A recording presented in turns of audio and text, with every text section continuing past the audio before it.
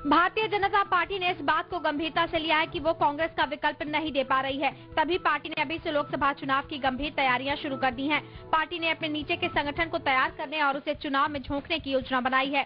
अपने कार्यकर्ताओं में जोश फूंकने के लिए भाजपा ने अपने अनुषंगी संगठनों और प्रदेश इकाइयों को बैठक करके योजना बनाने का निर्देश दिया है।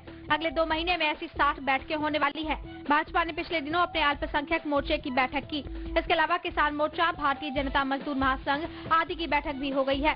पार्टी अब SC/ST मोर्चा और दूसरे प्रकोष्ठों की बैठक करने वाली है। बताया जा रहा है कि संसद के मानसून सत्र के बाद पार्टी 4 बड़े कॉन्फ्रेंस करेगी। भाजपा ने 25 सितंबर को दिल्ली के रामलीला मैदान में एक असंगठित क्षेत्र के करीब 1 लाख मजदूरों की रैली बुलाई है। 30 सितंबर को सीरी फोर्ट और तालकटोरा स्टेडियम में वकीलों और डॉक्टरों का सम्मेलन होने वाला है। भाजपा ये दिखाना चाह रही है कि वो कांग्रेस का विकल्प है और अन्ना रामदेव के आंदोलन से जो कांग्रेस विरोधी माहौल बना है उसका फायदा लेने की हकदार पार्टी वो है। प्रणब मुखर्जी राष्ट्रपति हो गए तो यूपीए सरकार में बंगाल का प्रतिनिधित्व कम हो गया है। उनकी जगह पश्चिम बंगाल के किसी सांसद को केंद्र में मंत्री बनाना है, लेकिन सवाल है कि किसे बनाया जाए। मंत्री पद के 4 प्रबल दावेदार हैं और चारों प्रणब बाबू के करीबी माने जाते हैं। सबसे पहला नाम प्रदेश अध्यक्ष प्रदीप भट्टाचार्य का है। वे सबसे मजबूत दावेदार माने जाते हैं, लेकिन अधीर रंजन चौधरी ने उन्हें चुनौती दी है। कहा जाता है कि प्रणब बाबू को जंगीपुर से सांसद बनवाने में उनका बड़ा योगदान होता था और प्रणब बाबू के बेटे या बेटी में जो लड़ेगा उसकी जीत भी अधीर चौधरी की मदद से ही सुनिश्चित होगी। सो वे भी दावेदार बन गए हैं। तीसरी दावेदारी प्रियरंजन दास मुंशी की पत्नी दीपा दास मुंशी की है और चौथी मालदा के सांसद अबू हाशिम खान चौधरी की है। इनमें से कोई एक केंद्र में मंत्री होगा और दूसरा प्रदेश कांग्रेस का अध्यक्ष हो सकता है, लेकिन इससे बाकी 2 नेता नाराज होंगे।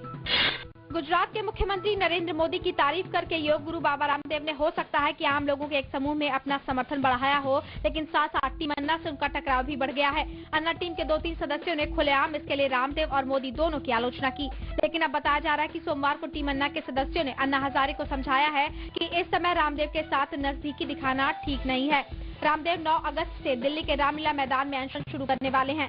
वे जंतर मंतर पर अन्ना टीम के अनशन में आए थे, इसलिए माना जा रहा था कि अन्ना हजारे भी उनके अनशन में हिस्सा लेंगे, लेकिन अब अन्ना की टीम ने उन पर दबाव बनाया है कि वे अनशन में न जाएं। अरविंद केजरीवाल, प्रशांत भूषण, कुमार विश्वास, मनीष सिसोदिया, संजय सिंह आदि ने रामदेव के इस कदम का जमकर विरोध किया है।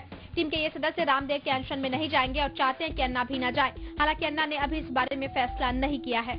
रामदेव के साथ भीड़ है क्योंकि उन्होंने मेहनत से देशव्यापी संगठन बनाया है, मगर भीड़ और संगठन चुनाव जीतने की गारंटी नहीं हो सकते। जनता का दिल जीते होना और वोट ले सकने में बहुत फर्क है। भ्रष्टाचार के खिलाफ आंदोलन में जनता चाहे जितनी जुटे, वह वोट बैंक में कन्वर्ट नहीं हो पाएगी। इस पर आगे चर्चा करें उससे पहले देखें मेरा यह खुलासा। अन्ना हजारे और उनकी टीम दिल्ली के जंतर मंतर पर अनशन पर बैठी है। बाबा रामदेव अपने कुनबे के साथ 9 अगस्त से रामलीला मैदान में अनशन करने वाले हैं। सिविल सोसाइटी में यह 2 चेहरे धूमकेतु की तरह उभरे हैं। इनका उभार ऐसे समय हुआ जब भारत की सरकार साख के संकट में फंसी थी। यूपीए 2 की सरकार पर भ्रष्टाचार के चौतरफा आरोप लगे थे। सीएजी अदालत और मीडिया की सक्रियता के कारण सरकार कटघरे में थी, इसलिए अन्ना और बाबा रामदेव को जबरदस्त सफलता मिली। आम लोगों का ऐसा रुझान और आंदोलन की भारी सफलता के बाद आंदोलन को राजनीतिक पार्टी में बदलने की मंशा पैदा होना बहुत स्वाभाविक है।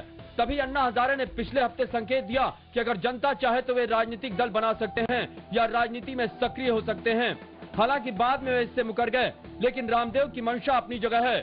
उनके पास पूरे देश में एक सामाजिक संगठन है जिसे वे जब चाहें तब राजनीतिक पार्टी में बदल सकते हैं। लेकिन सवाल है कि क्या सामाजिक संगठन या भ्रष्टाचार विरोधी आंदोलन को राजनीतिक पार्टी में बदलकर सफलता हासिल की जा सकती है? करपात्री जी महाराज से लेकर महर्षि महेश योगी और जय गुरुदेव तक सब चुनाव मैदान में अपनी किस्मत आजमा चुके हैं।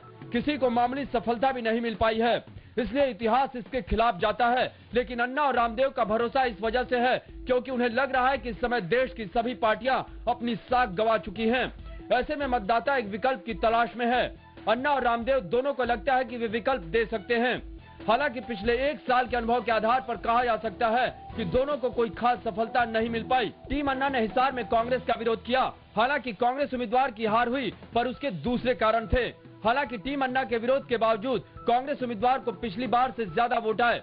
इसी तरह उत्तराखंड में बाबा रामदेव ने जितोड़ मेहनत की, पर वे कांग्रेस को नहीं हरा पाए। उत्तर प्रदेश में भी दागी उम्मीदवारों को वोट नहीं देने की अपील कारगर नहीं हुई। नतीजों के बाद तो बाबा रामदेव मुलायम सिंह यादव को बधाई देने भी पहुंच गए। अन्ना और रामदेव का एक फर्क यह भी है कि रामदेव अपनी पार्टी बनाकर राजनीति करने के साथ साथ किसी और पार्टी के समर्थन में भी उतर सकते हैं, लेकिन अन्ना ऐसा नहीं कर सकते हैं। शुचिता और ईमानदारी के प्रति जैसा आग्रह अन्ना का है वैसा रामदेव का नहीं है। तभी उनकी मंशा पर भी सवाल उठे हैं। कांग्रेस के साथ उनके मिले होने के आरोप लगे हैं और कई लोग अब खुलेआम यह कहने लगे हैं कि अगर वे राजनीतिक दल बनाते हैं तो उसका नुकसान भाजपा को होगा। बहरहाल इन दोनों के आंदोलन से देश में एक राजनीतिक चेतना बनी है। लोगों में साफ सुथरी राजनीति के प्रति रुझान बना है। इसका इस्तेमाल करके इन दोनों को राजनीति की साफ सफाई करनी चाहिए। वह काम राजनीति के कीचड़ में कूदे बगैर भी हो सकता है, लेकिन अगर अन्ना या रामदेव किसी ने पार्टी बनाकर राजनीति करने की कोशिश की तो उसकी विफलता अभी से तय है। अब एक ब्रेक है, उसके बाद रामदेव और अन्ना हजारे की राजनीतिक उधेड़ बुन पर चर्चा